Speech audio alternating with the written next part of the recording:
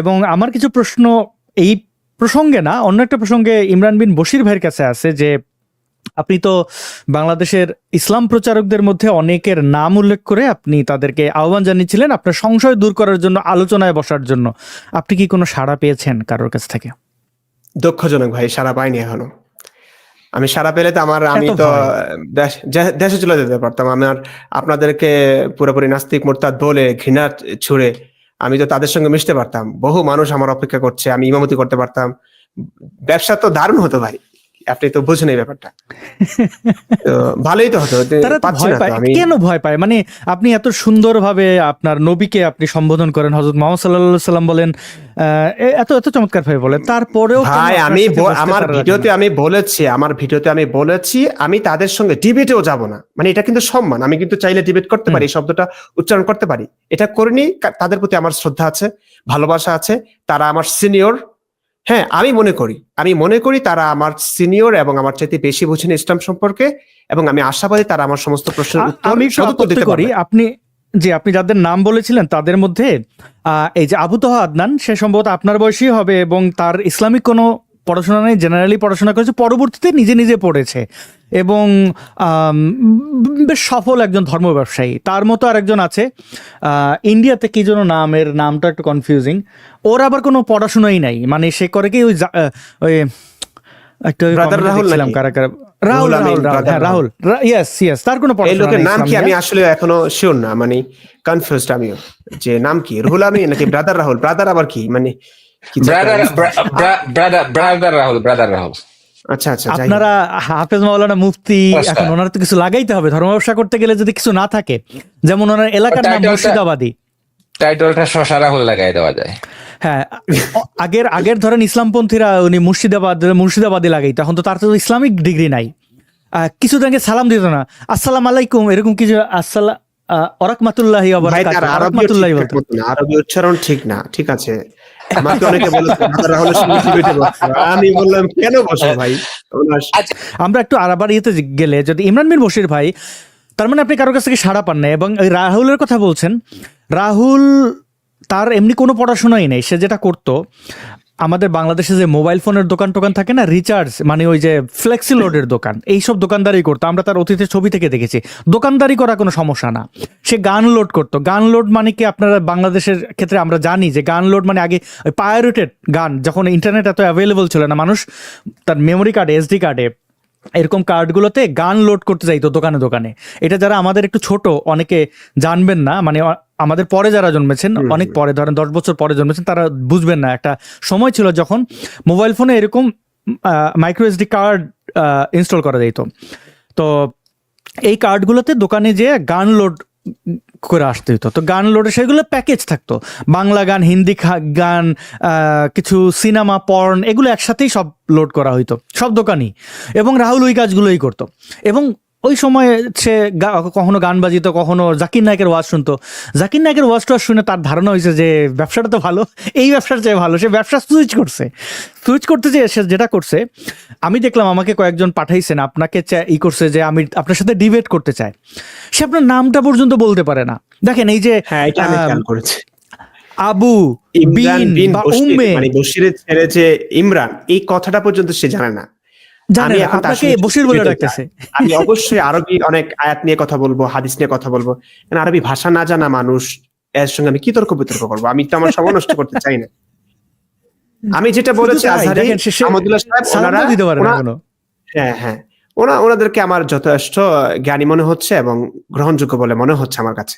ব্যক্তিগতভাবে আমি পছন্দ মানে করি ইসলাম জানাশোনা। দেখেন এই রাহুলের ব্যাপারটা সে হ্যাঁ। চ্যালেঞ্জ করে কেন আমি বলে দেই। তার ধান্দা হচ্ছে, এখন যেহেতু আপনাকে নিয়ে অনেক জায়গায় আলোচনা হচ্ছে, তাই তাকে ওই যে মুশফিক মিনারের মতো লোকরা, ওরা তো জানে যে এই ওয়েবসাইটে লিখলে এগুলো কেউ পড়ে না, তাহলে কি করা যায়, রাহুলকে ফিড করে যে আচ্ছা এগুলো দিয়ে দিয়ে দিয়ে দিয়ে তাকে একটু গোজামেল দেন। তো রাহুল যথারীতি চিৎকার করে এসে বলে, তার নিজের কোনো ইয়ে নাই, আপনি দেখবেন ওই স্লাইড দেখে দেখে সে বলে আর কি। সে ভাবে যে আচ্ছা এটা চ্যালেঞ্জ করলেই বোধহয় চলে আসবে। এখন ইমরান বিন বশির ভাই, যে লোকটা বিন, আবু বা উম্মের মানে জানে না, আপনাকে ডাকতেছে বশির বলে বলা, বেসিক তার ইয়ে নাই, আরো কি জন্য মানে কি আক্রমণাত্মক কথাবার্তা, কি সব ছাগলামি কথাবার্তা, এবং সে আশা করে আচ্ছা আমি তো ডাকছে, মানে সে আর কিছু ফ্যান ফলোয়ার, কিছু হাদিয়া, কিছু টাকা পয়সার ধান্দা করতেছে। তো এইটা হচ্ছে যে মানে দুরবস্থা ইসলামপন্থীদের। আপনি তার সাথে মানে ডিবেট করার আমার ব্যক্তিগতভাবে তো প্রশ্নই ওঠে না, তার ওই যোগ্যতাই নাই, ধারে কাছে না। একজন ব্রাদার কি সব টাইটেল লাগাইছে, হাফেজ মাওলানা মুফতির সাথে ডিবেট করতে আসবে, ও জানে কি ইসলামের। তো এই প্রতিদিন একটা করে বোধহয় লাইভ করতেছে। এখন হাফেজ মাওলানা আমি জানি অন্য না ভাই, যারা আমি আছেন, আজকে মনে একটা ভিডিও দেখলাম, আমি একটা ভিডিও দেখে কথাবার্তা শুনে আমার কাছে মনে হয়েছে না এই লোকের সঙ্গে বসে আমার সময় ক্ষেপণ হবে। শ্রদ্ধা করি মানুষ হিসেবে, এবং সে ভালোবাসি। আপনাকে নাস্তিক, সে যে আপনাকে নাস্তিক বলছে, এটা কিসের ভিত্তিতে বলছে? আমি দেখলাম সব নাস্তিক আমি জায়গায় তাকে কথাও আপনাকে বলেছি নাস্তিক ভাই, আমি ইমরান বলে বারবার শোনাচ্ছে। অনেকেই বলছে আমাকে, তার তো একটু বুঝে শুনে বলা উচিত ছিল। পাবলিক বলছে, পাবলিকের মধ্যে অনেক ধরনের মানুষ আছে না বুঝে কথাবার্তা বলে, কিন্তু তার মতো একজন মানুষ যিনি লাখ লাখ মানুষের সামনে ইসলাম প্রচার করছেন, তার কথা বলার ক্ষেত্রে, শব্দচয়নের ক্ষেত্রে তো একটু সতর্কতা অবলম্বন দরকার ছিল। সে আমাকে নাস্তিক কেন বলছে? আমি তো কিছু প্রশ্নই করছি এখন। আমি তো আলেমদের সঙ্গে বসতে চেয়েছি কি নাস্তিক হওয়ার জন্য? আমি তো বারবার বলছি এক কথা, যে আমি সদুত্তর পেলে, আমি গোজামিল পেয়েছি সব সময় ইতিপূর্বে। এই জন্য আমি যার তার সঙ্গে বসতে চাই না, কারণ যার তার সঙ্গে বসলে আমার ইমানের দুরবস্থা হবে, ইমান যে অবস্থায় আছে তার চাইতে খারাপ হবে। আমি ভালো অবস্থানের দিকে যেতে চাই, আর এই কারণে আমি বিজ্ঞ বিদগ্ধ আলেমদের সঙ্গেই বসতে চেয়েছি। তো সে আমাকে নাস্তিক বলছে, তো এর সঙ্গে আমি কিভাবে বসবো? আমাকে যদি সে নাস্তিক ইসলাম বানিয়ে অনুযায়ী ফেলে, সে বলতে পারে, ইসলাম অনুযায়ী নাস্তিক বলতে পারে? আপনি তো নিজে কখনো কখনোই নাস্তিক না। বলেন ইসলামে নাই। এই কথা বলার অধিকার কাউকে দেয় না। আর নাস্তিক সম্পর্কে তো পুরো কোরআনে কোনো একটা আয়াত নাই। আল্লাহ না, রসুলের ধরেন যুগে আপনি আল্লাহ, মুরতাদ, আপনি ইসলাম ত্যাগ করেছেন, এমন কথা কোথাও বলেছেন? না, আমি কখনো ইসলাম ত্যাগ করে, আমি তিনি সালাম দিই কেন, আমি টুপি পড়ছি কেন? এই যে এখন অনেক মানুষ বলছে আপনি সালাম কেন তাহলে দেন? আমি টুপি ইমরান বশির আমি ভাই, যে দেশে থাকছি ভাই, আমি আসাদ ভাই একটু বলছি, আমি যে দেশে আছি ভাই, এই দেশে দাড়িটার জন্য আমাকে জঙ্গি বলে আপনি জানেন। তারপর আমি কাটছি না কেন? প্রত্যেকটা মুহূর্তে আমাকে কথা শুনতে হয়। এখন তাদের মন্তব্যগুলো আমি বুঝতে পারছি কেন বলছে, স্বাভাবিক। কিন্তু তারপরে তো আমি রাখছি কেন? আমি নাস্তিক হওয়ার ইচ্ছা থাকলে আমি তো কেটেই ফেলতাম ভাই। তো সবসময় বলে নাস্তিক মানে মেয়ে টেয়ের জন্য, মদ নারীর জন্যই তো নাস্তিক হয়, ওরা বলে। আমি আমার এই দাড়িগুলো, যেটা কারণে একটা মেয়ে কেন, একটা ছেলে আমাকে তুৎকার দিচ্ছে এই দেশে, সেখানে আমি দাড়িটা রাখছি, কতটা চ্যালেঞ্জিং ব্যাপার। আমি কেন রাখছি? আচ্ছা ধরেন আমি ইমরান এখনো বশির ভাই, জি, আপনার ওটা স্পষ্ট যে আপনি, আমি নিজে সাক্ষী যে আপনি নাস্তিক নন। হ্যাঁ, আমি সাক্ষী, কারণ আমাদের মধ্যে তো আসলে ওই ইয়ার তো ধানাই বানাই করার কোনো সুযোগ নাই। নাস্তিক মানে যদি কেউ ধর্মে বিশ্বাস করেন না, এটা সরাসরি বলেন ভাই আমার এইটা আদর্শিক জায়গাটা এই। তো এইখানে তো আসলে চিপা চাপায় বাটপারি করার কিছু নেই। এখন সে যে আপনাকে নাস্তিক বলছে, এইটা কি কোনো মানে একজন ব্যক্তি যদি ইসলাম ত্যাগ না করেন, নিজে যদি ঘোষণা না করেন, এইটা কি কোনো মুসলিম বলতে পারেন আপনাকে? যে আর যদি বললে তার ইসলাম অনুযায়ী তার কি শাস্তি? ইসলাম অনুযায়ী শাস্তি কি ভাই? একজন মানুষকে যদি নাস্তিক বলা হয়, বাস্তবিক ভাবে যদি সে নাস্তিক না হয় সত্যিকার অর্থে, তাহলে যে তাকে ইসলাম নাস্তিক ত্যাগকারী কাফের বলেন, বলেছে, ইসলাম ত্যাগকারী। হ্যাঁ হ্যাঁ, ইসলাম ত্যাগকারী বললে, কাফের বললে সেই কাফের হয়ে যাবে। যে এই মন্তব্য করবে হাদিস আছে সেই এরকম, কাফের হয়ে যাবে। সে নিজেই কাফের হয়ে যাবে। কি বলবো ভাই, মানে একটা আচ্ছা, হাস্যকর পরিস্থিতি। মাঝখানে আমি একটা জিনিস বলতে চাচ্ছিলাম। আচ্ছা, ইমরান বিন বশির জি। ভাই, কথা হচ্ছে কি, একজন মুসলমানের জন্য বা একজন আলিমের জন্য বা একজন মুহাদ্দিসের জন্য বা একজন মুফতির জন্য এই যে দাড়ি রাখাটা কি কোনো সুন্নত নাকি ফরজ নাকি ওয়াজিব নাকি কিছু অন্য কিছু? আমি তো লাস্ট টাইম মিশরের গ্রেট মুফতিকে দেখছি ক্লিন শেভ করা গ্রেট মুফতি।